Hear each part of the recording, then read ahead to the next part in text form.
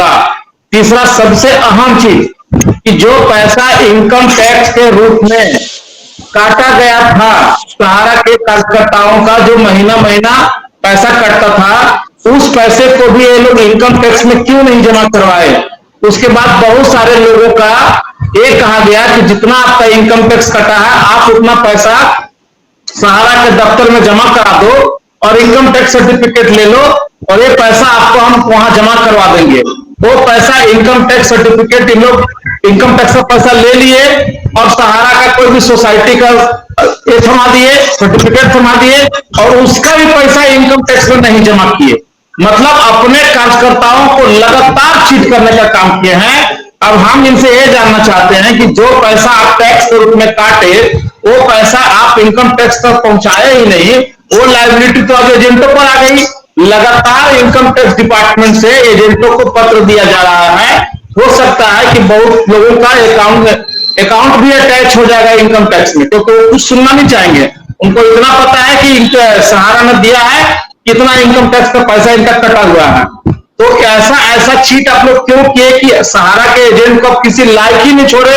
उनका जो कमीशन का पैसा था वो भी आज आपके वहीं रह गया, सहारा के ऑफिस में ही रह गया। वो भी मिलने का दूर दूर तक कसार नजर नहीं आ रहा है।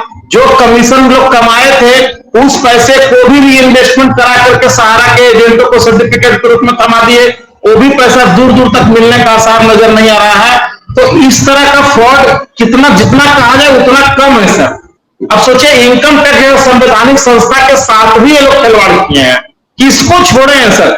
इस देश का ऐसा कोई कानून नहीं है जिसका कि ये लोग धज्जी नहीं उड़ाए हैं और इसीलिए आज इनका इतना बुरा हाल है। और अभी रिसेंटली एक डेवलपमेंट और हुआ, माननीय सुप्रीम कोर्ट जो कहते हैं ना कि सुप्रीम कोर्ट का सम्मान करते हैं, बार बार इनसे मांगा जा रहा है कि आप तो 20 डायरेक्टर का नाम दीजिए, लेकिन ये लोग अपना 20 डायरेक्टर का नाम क्यों नहीं दे रहे हैं। अंततः सुप्रीम कोर्ट को 2 करोड़ रुपए का इधर पेनाल्टी लगाना पड़ा कि आपको 2 करोड़ रुपए पेनाल्टी के रूप में आप बाढ़ राहत को उसमें जमा करो।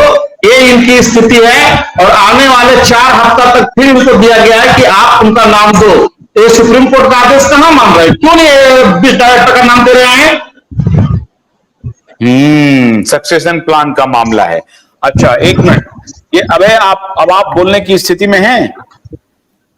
बोलने की स्थिति में हूं सर। मैं सुन रहा था, मैं आज सुन रहा था और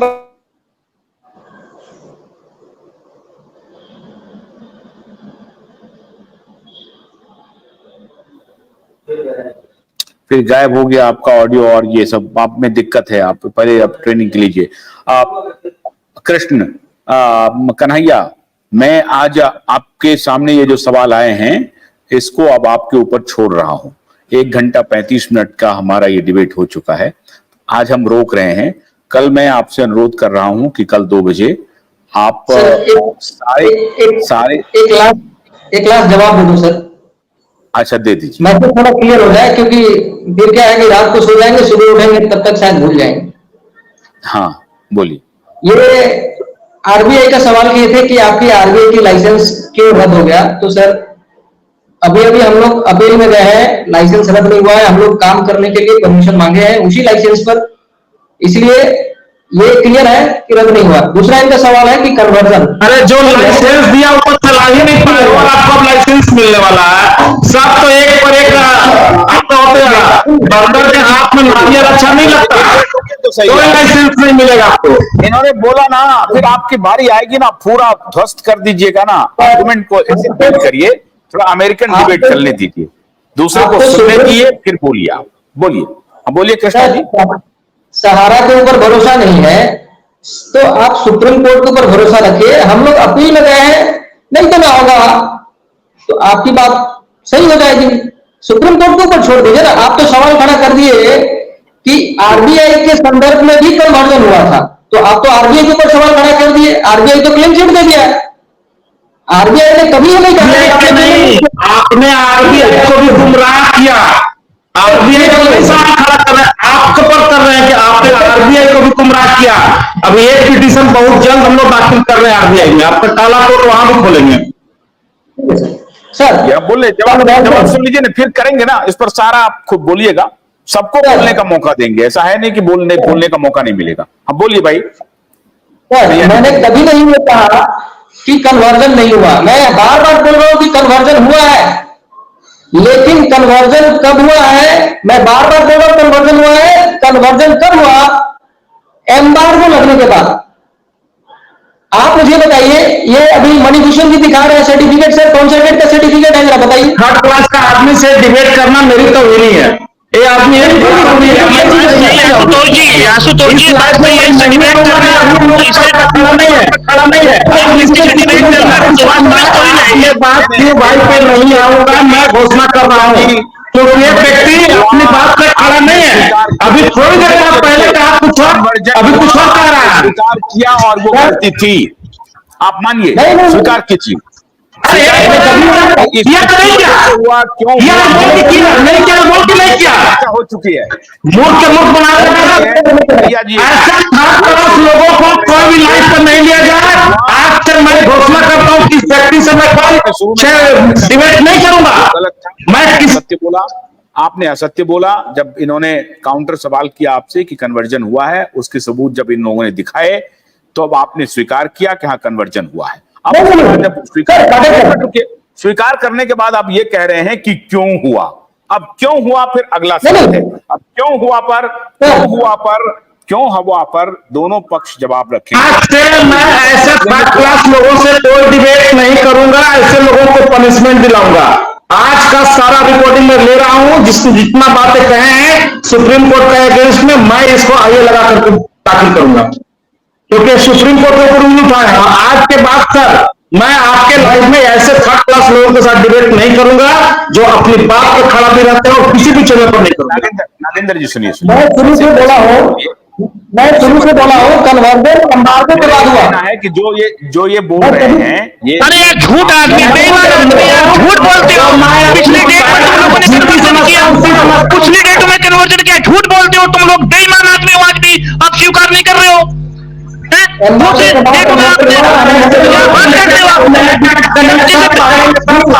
साथ में डिबेट करना गलत है। वैसे लोग गलत है, इसके साथ में डिबेट नहीं किया जाएगा। सुनोज जी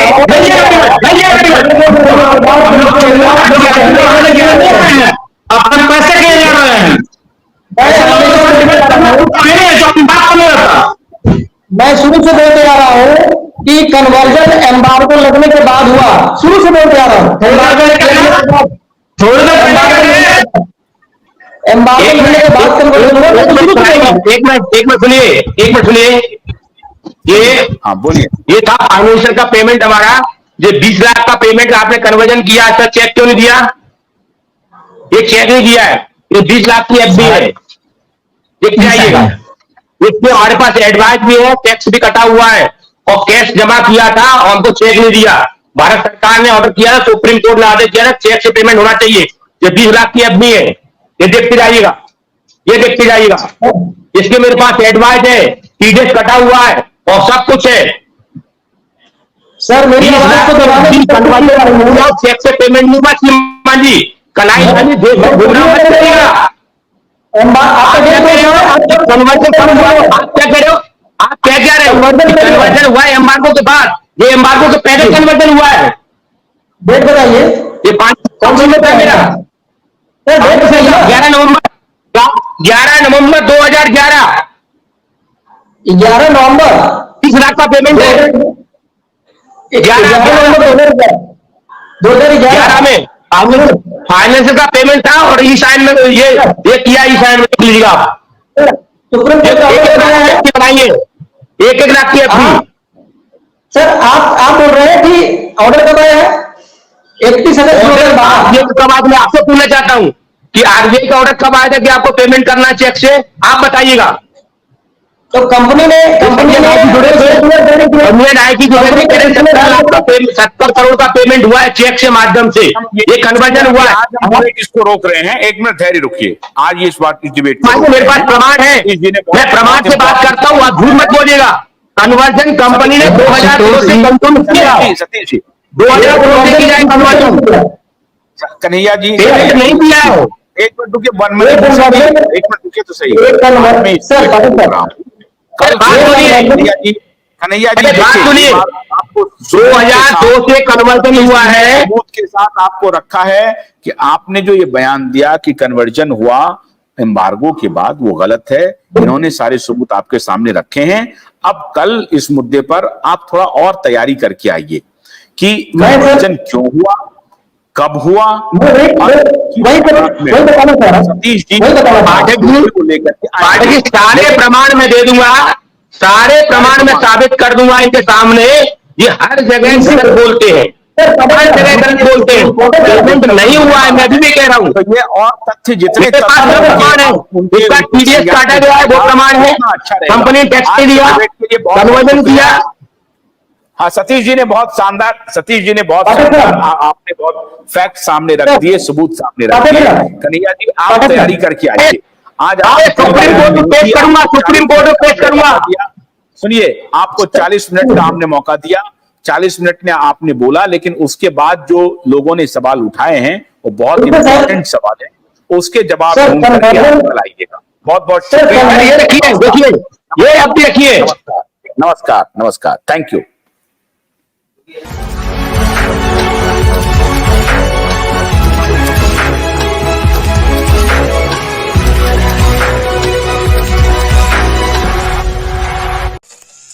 गन्ने की कड़ी बुनियाद, जिसे मराठी में खुड़किया और कुछ उत्तर भारत के क्षेत्रों में खुटकी भी कहा जाता है, उसे केवल भोलानाथ का 2-in-1 बैटरी ऑपरेटेड हार्वेस्टर कम ब्रश कटर आसानी से और बिना रुकावट के काट सकता है।